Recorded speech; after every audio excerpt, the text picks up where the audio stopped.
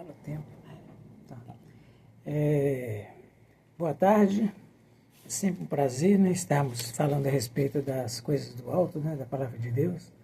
E hoje nós vamos meditar, vamos fazer uma breve meditação com o objetivo de receber alguns ensinos para os dias de hoje de uma história bíblica.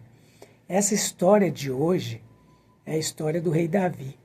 Muito conhecido, né? E muito conhecida a história dele. Na história de hoje, nós vamos fazer uma reflexão no capítulo 11 e 12 do segundo livro de Samuel. Essa história que ocorreu há cerca de 3.000 anos atrás, ela nos traz um ensino precioso. O rei Davi foi o maior rei de Israel, da história de Israel.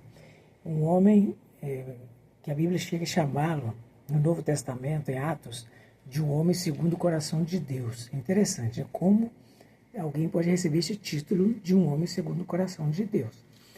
Mas a reflexão hoje sobre esse homem, um homem inteligente, brilhante, um guerreiro, estrategista, que teve várias vitórias durante a sua trajetória como rei, um homem que honrou a Deus, né? Um homem que foi escolhido por Deus para ser rei, né? Sobre um povo, mas que ao longo da sua história ele teve um deslize, e a gente vai então procurar nessa história, na vida dele, explorar essa história que foi a queda, o deslize, o vacilo do rei Davi.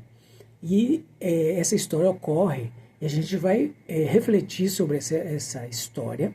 Eu não vou poder ler a história toda, porque senão fica muito longo, né? A história dele a respeito da queda, do fracasso do rei, começa no capítulo 11 do segundo Samuel, o livro de Samuel, o segundo livro de Samuel, no capítulo 11, ele segue em frente e vai embora, né? A gente vai fazer uma reflexão no capítulo 11 e 12 desse livro de Samuel. É onde ocorre, então, a queda. E a gente não vai ler tudo, a gente vai ler uma parte, e também a gente vai contar uma parte da história, e a gente também vai refletir sobre esses trechos que nos traz de ensino, né? Ele foi um rei, Davi, muito vitorioso, né? Ele fez coisas fantásticas, conquistas fora de série, em todo o seu reinado. Mesmo pessoas que não têm familiaridade com a Bíblia, conhecem um pouco da história dele. A história dele é conhecida mundialmente, mesmo pessoas que não são cristãos, né? Por exemplo, a história do rei Davi, quando ele enfrenta Golias, né? Quando ele luta representando o exército de Israel contra o exército dos filisteus, né? A gente vê que até hoje, pelo menos no local onde viviam os filisteus, estão os palestinos, eles ainda têm uma inimizade contra o povo de Israel, que está no noticiário da TV e nas internet até hoje, né? As guerras entre eles persistem. Então, no passado, há uma luta, uma guerra entre Israel e os filisteus, e um gigante chamado Golias desafia o povo chamado do povo de Israel, e ele fala: eu quero que somente um soldado lute comigo, né? E Davi nem era soldado, né? Ele era jovem demais, não pôde vestir nem a armadura, e a gente conhece a história, e ele usa pedras, né? E uma funda, né? E ele vai pela fé. Ele luta contra um homem fortemente armado, que espadas, um homem de uma estatura muito alta, com um vigor físico muito elevado, e ele se destacava pela altura e pela força. Mas Davi o venceu pela fé. Então essa história é uma das histórias, entre tantas, de vitórias de Davi. Outra coisa que Davi nos ensina muito é a resiliência dele diante de Saul, né? Por exemplo, Saul era o rei, Davi era um soldado do exército de Davi, e Davi, ele era tão brilhante nas conquistas, né, dele como soldado, e na justiça que ele praticava, que o rei tinha inveja dele, né? Então o rei perseguia o Davi, que era alguém que viria no futuro a ser rei por determinação divina, né? Então, por causa do sucesso, vamos dizer assim, dele, Saul, que era o rei, o perseguiu muitíssimo na trajetória dele de Davi. Davi sempre manteve a humildade, ele teve a oportunidade, inclusive, de executar o rei. Havia uma promessa de que ele seria o próximo rei, ele poderia ter feito isso, ele não o fez, né? E Saul queria matar, exatamente por causa da inveja. Então a inveja, no caso, a gente aprende a história que a inveja independe de condição financeira, cultural e etc., né? É um mal que persegue as pessoas. Então, e as pessoas devem lutar. E o problema da inveja está até na questão também de um pecado vergonhoso, né? Como o pecado, de um modo geral, ele nos traz vergonha, né? E a gente não quer assumi-lo, né? Então, no caso do outro rei, né, que era Saul, ele não queria assumir que ele tinha inveja. Ele tinha inveja. Ele tinha um reino, ele tinha um soldados, ele tinha um poder, ele tinha tudo. E ele tinha inveja de um homem que era Davi, um dos seus soldados, fiéis a ele, né? Então, falando em pecado, o que é pecado? O pecado é toda transgressão, é tudo aquilo que foge à orientação divina, né? E todo homem nasce, como já foi dito, pecador, né? Jesus falou que os sãos, quando Jesus veio na Terra, ele falou em Lucas 5, 31 e 32, ele falou que os sãos não precisam de médicos, né? E ele disse que, e sim os doentes, não vim chamar justos, e sim pecadores ao arrependimento. Então, aqui Jesus, ele já ensina uma coisa interessante. Ele chama aqueles que se sentem pecadores, aqueles que se sentem espiritualmente doentes, para uma mudança de vida. E a mudança de vida só ocorre com o arrependimento. O que a gente via no Saul, no rei Saul, no 1 Samuel, né, na história em 1 Samuel, ele era um arrependimento, assim, ele era, vamos dizer assim, não havia um arrependimento, havia um certo constrangimento quando ele era descoberto, mas não havia um verdadeiro arrependimento. Então, o arrependimento é uma grande virtude que parte do homem. Então, vamos ler agora o texto do rei Davi, que eu quis dizer que ele foi um rei brilhante, ele foi um rei que se deu muito bem, ele era um homem segundo o coração de Deus, e foi, eu diria, a vida toda, mas aqui ele tem uma fraqueza dele. A gente aprende, então, às vezes, com o erro dos outros, né, nossos e dos outros, né? E a Bíblia tem essa característica de não passar a mão na cabeça, de não proteger os culpados, né? Então, no capítulo 11, no versículo 1, né, de 2 Samuel, fala assim: decorridos um ano, no tempo em que os reis costumam sair para a guerra, enviou Davi a Joabe e seus servos com ele e a todo Israel, que destruíram os filhos de Amon e sitiaram Rabá. Porém, Davi ficou em Jerusalém. Uma tarde levantou-se Davi do seu leito e andava passeando no terraço da casa real. Daí viu uma mulher que estava tomando banho. Era ela muito formosa, ou muito bonita, né? Davi mandou perguntar quem era.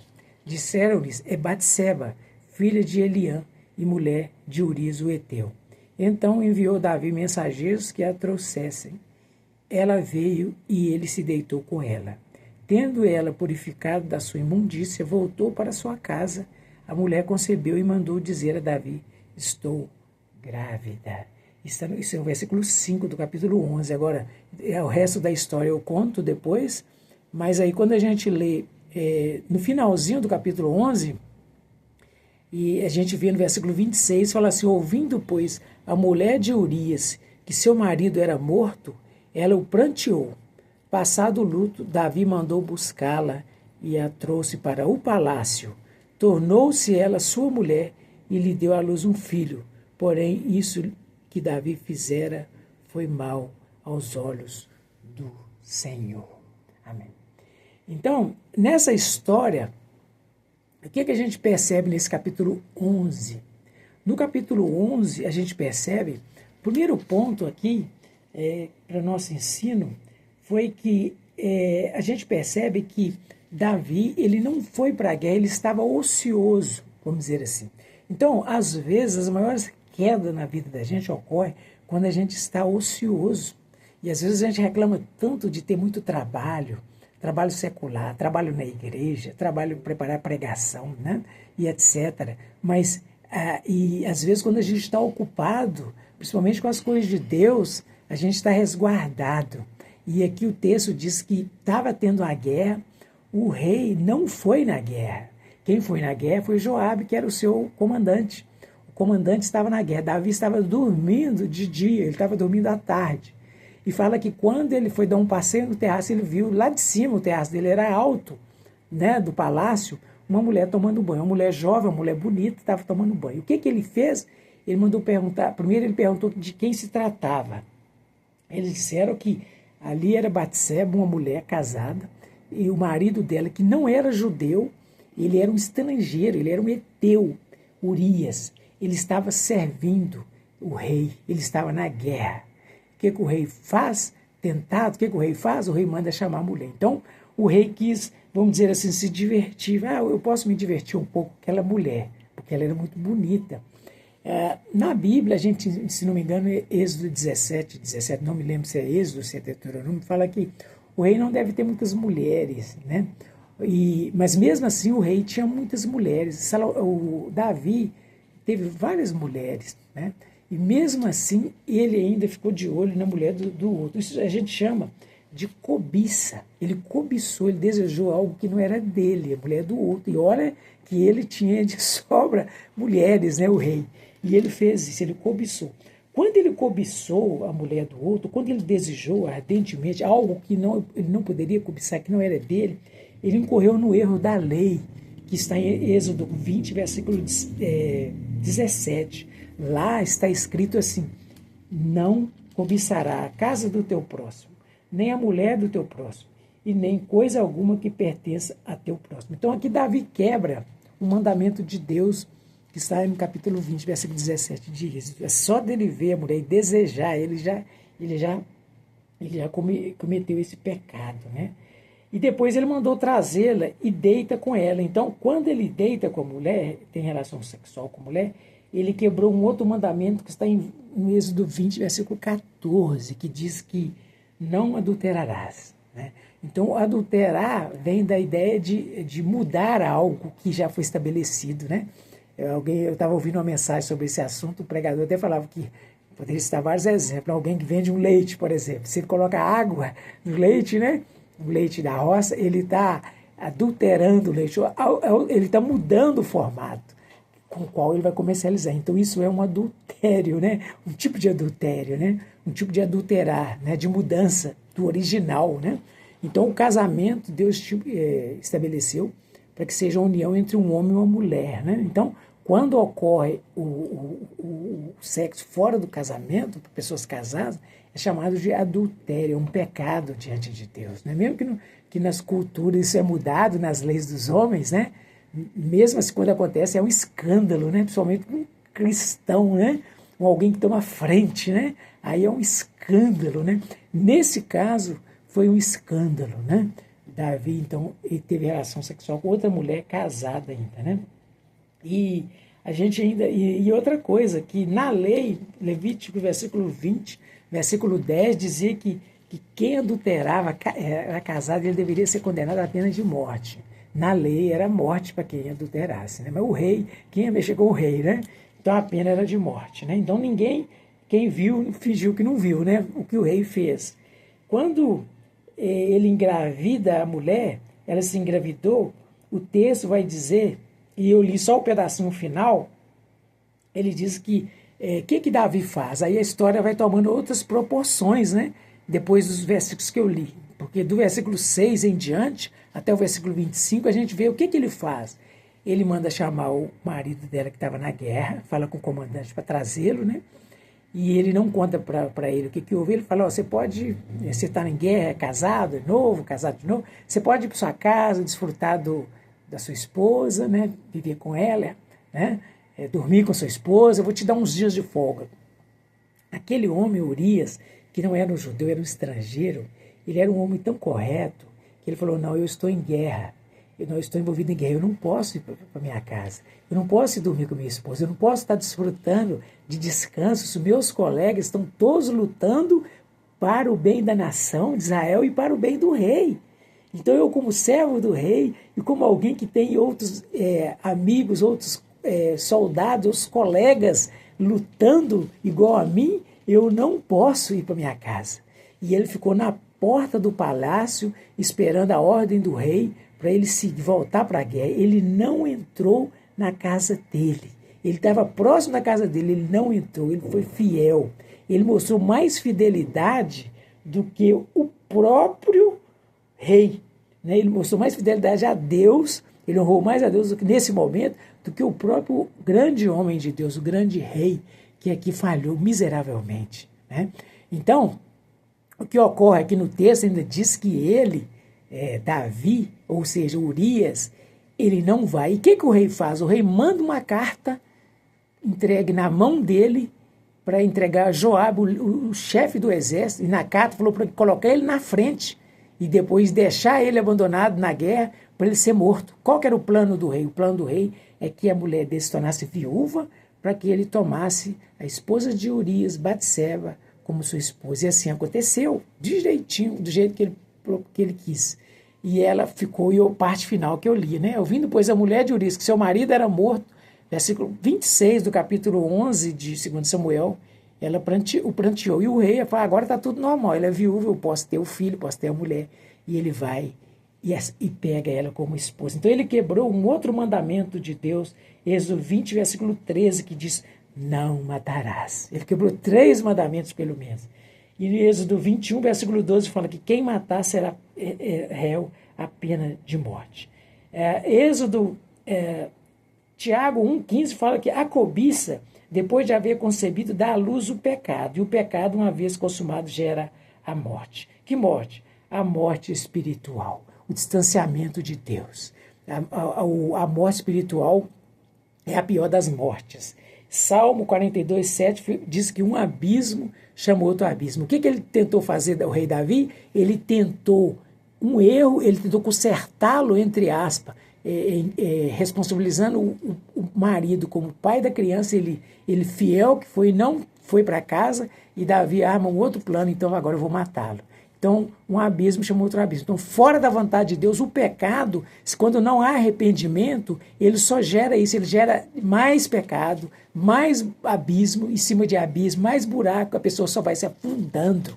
É isso que essa história mostra. E como o versículo 27 diz, do capítulo 11, o último versículo fala assim, que isso que Davi fizera foi mal aos olhos do Senhor. Então, quem poderia resolver a questão? Somente o Senhor, porque era o rei, o maior de todos. Então, Deus manda o profeta Natã, um homem corajoso, um homem que vai levar a mensagem de Deus para o rei. Ele poderia ser morto pelo rei, mas Natã, um homem corajoso, no capítulo 12, ele conta uma historinha de um homem que tinha um monte de ovelhas e vacas, resumindo, porque o tempo é curto. E ele diz que chegou um viajante para visitar esse rei que tinha muitas vacas e ovelhas. E esse rei, esse homem que veio visitar o rico matou uma ovelhinha de um outro homem pobre que só tinha uma ovelhinha que comia com suas filhas e fez o jantar, quer dizer, fez a festa com a ovelhinha do vizinho dele que era pobre. E Davi falou, esse homem tem que morrer e tem que restituir 4 vezes esse pecado. E o Natã corajoso falou assim, esse homem é você. Então, pensando nisso, Davi foi aí que ele acordou. Então, o que faz o homem acordar? É quando Deus envia a sua palavra através de um servo, através das escrituras, para despertar as pessoas de que ele é pecador, ele precisa da graça e da misericórdia de Deus. Graças a Deus que Davi se arrependeu, Davi chorou, Davi voltou atrás, mas as consequências do pecado dele veio sobre ele. Morreu 4 pessoas da família dele. Quem quiser saber, continue lendo o texto. Mas nós aprendemos com a palavra de Deus em Isaías 1,18, que ainda que os vossos pecados sejam como vermelho, né? Lembrou do sangue vermelho, como a escarlata, eles se tornarão brancos como a neve. Provérbios 28, 13 e 14 fala o seguinte, quem esconde os seus pecados não prospera, mas quem os confessa e abandona encontra misericórdia. Como é feliz o homem constante no temor do Senhor. O temor é respeito, reverência, adoração, né? Mas quem endurece o coração cairá em desgraça. Provérbio 9, 10 fala, o temor do Senhor é o princípio da sabedoria e o conhecimento do santo é entendimento. Estude a palavra de Deus, busque o Senhor, reconheça que és pecador. Esse é o caminho que o homem deve trilhar para que encontre perdão, graça e misericórdia e ele possa voltar. Igual o Salmo 51, que Davi conta da sua dor, e depois lê, e o Salmo 32, que Davi conta do seu alívio. Né? Que maravilha é quando nós encontramos no Senhor o alívio do perdão dos nossos pecados. Que assim seja, que Deus te abençoe. Em nome do Senhor Jesus. Amém. É isso aí, estamos de volta o programa Liberta-me, Senhor, e você acabou de ouvir essa linda mensagem.